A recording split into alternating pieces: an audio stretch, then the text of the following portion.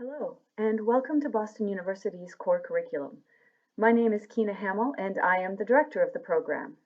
This year, the core is celebrating 30 years as a unique liberal arts learning community in the College of Arts and Sciences. Core is a program for students who love books, ideas, intellectual discussion, and community gatherings. Core students want a liberal arts education that offers a common curriculum of texts and topics that engage with big questions across all majors.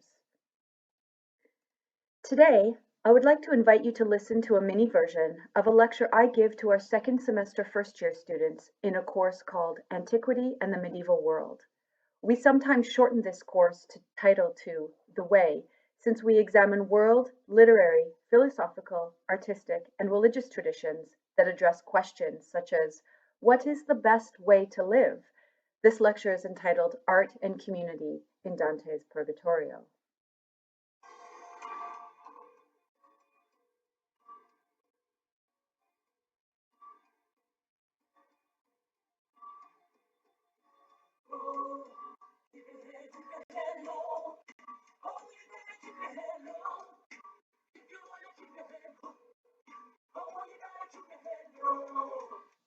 I'm giving you a little clip there of the 2019 Broadway musical Hadestown. So before we enter into Paradiso, students will have just completed Dante's Inferno, and when we left off, readers had confronted a grotesque vision of Satan. He is described as ugly and with 3 heads, eating the sinners out of each one of them. Dante writes that he has every sorrow has its source in him. So I'll be showing a number of images from that represent the story of Dante's Inferno and Purgatorio. There he is. This image of Satan is a mosaic from the San Giovanni Baptistry in Florence. The baptistry was constructed between the 11th and 12th centuries and is situated beside the Duomo, although it does predate the Duomo itself. Dante was baptized here, and he would have encountered that image of Satan as a child. The baptistry is outside of the Duomo because, as a sacrament, the baptism had to happen before you could enter the church. And so, indeed, Dante's poetic description of Satan would have been inspired by the visual meditations on heaven and hell created in art throughout Florence and Italy. And I'm giving special attention to the city of Florence here because we're pleased to have recently added a Core in Florence program for second year students. Students will have the chance to go to Florence over winter break and see many of the works of art that I will be showing you here today. As we ventured through the Inferno with Dante the Pilgrim and his guide, they came face to face with individuals being punished with their sins, but they also came face to face with this grotesque monster chewing the sinners to bits. In another image by Bartolomeo di Fusino, we can see that Dante and Virgil, here in this image, which operates as a kind of a register as they make their way down to the bottom. Well, at the beginning of hell, Virgil, Dante's guide, will tell him, "Let us descend into the blind world now." And indeed, none of these sinners have any kind of spiritual or literal ability to see.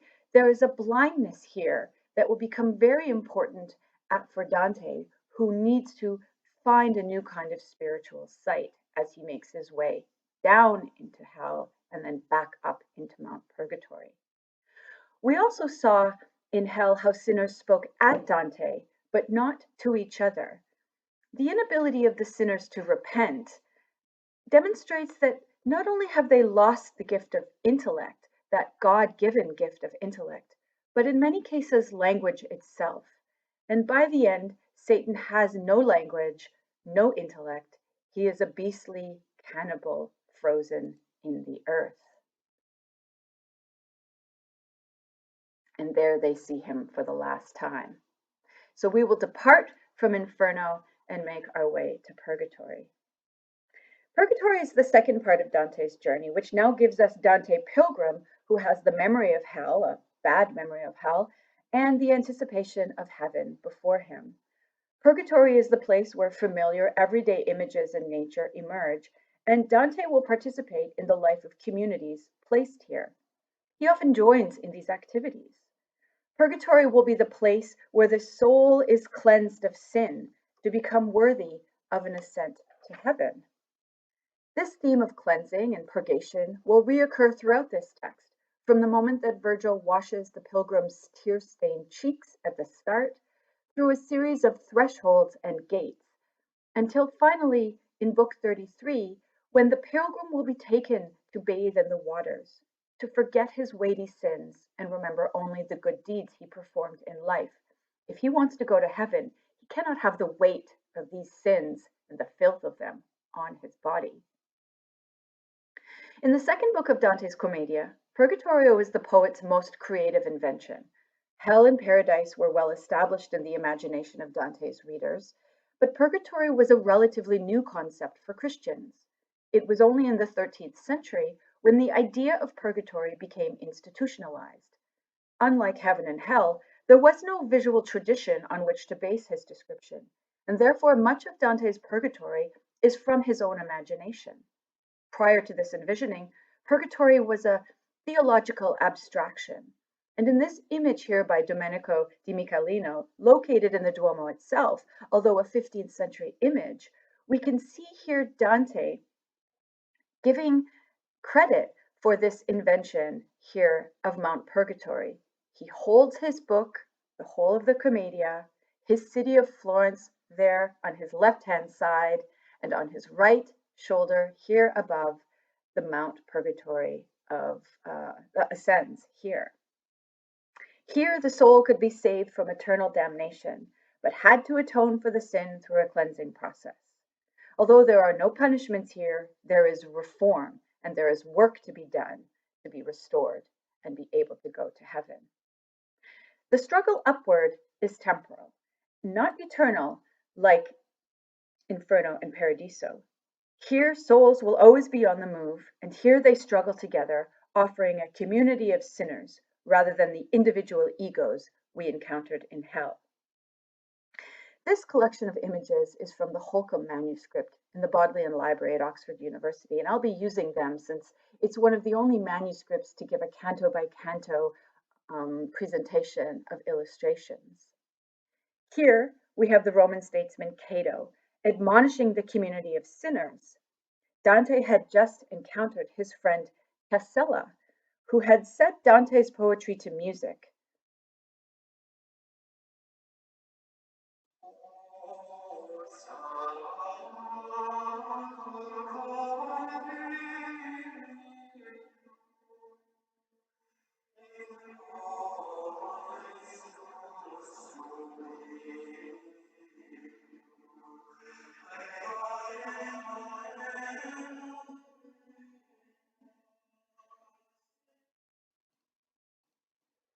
What have we here, you laggard spirits? What negligence, what lingering is this? Quick to the mountain to cast off the sloth that will not let you see God show himself. Oh, Cato. We met Cato of all places in Virgil's Aeneid during the description of the shield given to the hero. Cato was a taskmaster on the shield of Aeneas, and Dante will make him a taskmaster here. Although community is the central theme in Purgatorio, people will gather and engage in communal acts, as you can see the group on the right. They will sing together, they will pray together, and they will walk together. But they must do it quickly. There is work to be done in Purgatory. There is no lingering here. Before he can enter the gate of Purgatory, Dante will have the sins, the peccata, marked on his forehead that will weigh him down. And during this climb, he must transform gravity to levity and remove the burden of these sins. In order to do this, Dante speaks with individuals in Purgatory, a part of the communities along the terraces up the mountain. Dante learns from them, many of whom were artists, like his friend Casella. And throughout the climb of Mount Purgatory, he's given a series of both exemplary actions to be imitated and counter examples to be shunned. The relationship between Dante and the arts was a reciprocal one. Images he had seen throughout Florence and the region had also greatly influenced his literary vision. In Purgatorio 10 and 11 especially, his understanding of various forms of visual arts and artists is made clear. Dante implies that there are many similarities between the written word and the painted picture, as he directly associates these mediums and their practitioners with one another. Certainly poets like Dante learned from and were influenced by artists, and we will see how visual artists were also greatly affected by poets such as this great Florentine Dante. And I show here an image by the great painter Giotto, a contemporary of Dante. This is the only contemporary image of Dante, that standing figure in red in the foreground on the left. This image was rediscovered in the 19th century. It was part of the Podesta chapel in the Bargello in the city of Florence. Rediscovered in the 19th century, it became extremely important for the Dante Tercentenary in 1865, and the chapel was restored to make visible to the public. But it does become a very important iconographical model for all representations of Dante afterwards. Exemplary art. We're going to encounter sculptural bas reliefs, other kinds of sculpture, paintings, and all kinds of art that is going to be exemplary for Dante. But he also must demonstrate that that the artist must be careful. The artist and the poet must be careful. Because the first place that he goes to is the terrace of the prideful, and he'll have to learn humility if he wants to be an artist worthy of the ascent to heaven. Although he puts a lot of artists and writers in purgatory, he's very careful that they understand that there needs to be humility as well. So the next few examples are going to demonstrate this. In Purgatorio 10, he's there on the terrace of the prideful, and he's going to see a sculptured wall with examples of humility. He writes, "When I discovered that the bordering bank, less sheer than banks of other terraces, was of white marble and adorned with carvings so accurate, not only Polyclitus, but even nature would feel defeated." Polyclitus here, he's referring to this 5th century Greek sculptor, well known at the time, although Dante most likely never saw this piece, he would have known who he was. Polyclitus was known for his spear bear or doryphorus sculpture. This is a Roman copy made from a non-existent bronze that doesn't exist anymore. This famous 5th century sculpture will become the model for most classical sculpture in the Renaissance. Well, even Polyclitus would be embarrassed by what Dante was about to see. The artist was none other than God himself, and here's the Holcomb. Dante and Virgil will see these 3 sculptural reliefs. At the top is the Annunciation. At the second there is the oxen pulling the Ark of the Covenant. And at the bottom, we'll see the Emperor Trajan, who humbles himself to speak to a widow woman. The first is a New Testament example, the second is a Hebrew scripture, and a third is from classical antiquity. Dante here uses one of each to demonstrate examples of humility. And if you look closely here on the Ark of the Covenant, you can see that there's a relief, a sort of meta relief here on the covenant. The next example comes from the a sort of idiomatic reference to the corbels that Dante might have seen in column structure. So this is the Piazza della Signoria in Florence, and to the right is the Loggia dei Lanzi, and I'd like to give a little bit of attention to that. Here is a corbel. Dante will refer to this as he uses it as a kind of simile when he's still walking through that terrace of the prideful. Just as one sees at times a corbel for support of ceiling or roof, a figure with knees drawn up to its chest. Such was the state of those I saw when I looked hard. They were indeed bent down, some less, some more, according to the weights their backs now bore. And here he's talking about the sinners who are like these corbels. And I'm showing you here how these corbels decorate the base of these structures here that are holding up this beautiful facade at the Loggia de Lanzi. Well, there they are, the sinners, and here's Dante and Virgil looking at them. They are like those corbels, weighted down in a gesture of humility. If you're going to be prideful, you're going to have to do the opposite.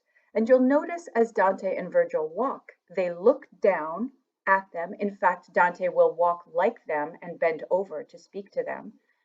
But it's very important that in this particular terrace, everything is very weighted down and heavy, because of course we're going to need to find lightness. There they are. And in the last example I'll give you here, we are going to be given 13 examples of very prideful figures. Virgil says, "Look down, for the way will offer you some solace if you pay attention to the pavement at your feet." So we pay attention as we walk. Dante will learn 13 examples of the prideful, how not to be. And again, you can see that weightiness as he bends down to look at them.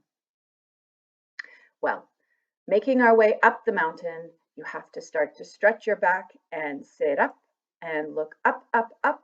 And I'll finish with this image of Christ in Majesty. This is on the ceiling of that same San Giovanni baptistry that I started with at the beginning.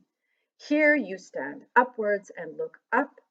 Christ in Majesty is the figure that will mediate us to heaven, as Dante wants us to see it. There he is in all of his majesty. If you go to the baptistry in Florence, you will look down to see the Satan figure, and you will look up to see the Christ in Majesty.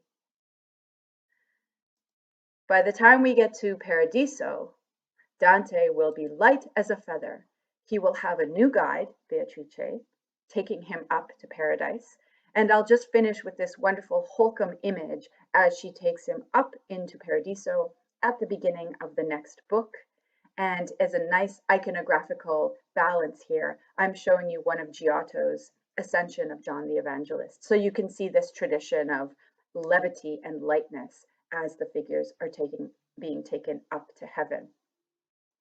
I hope you enjoyed this quick tour of the Inferno, the Purgatorio, and even just a little taste of heaven. This is something like what the students will encounter in core curriculum. If you have any questions, please feel free to email me, ky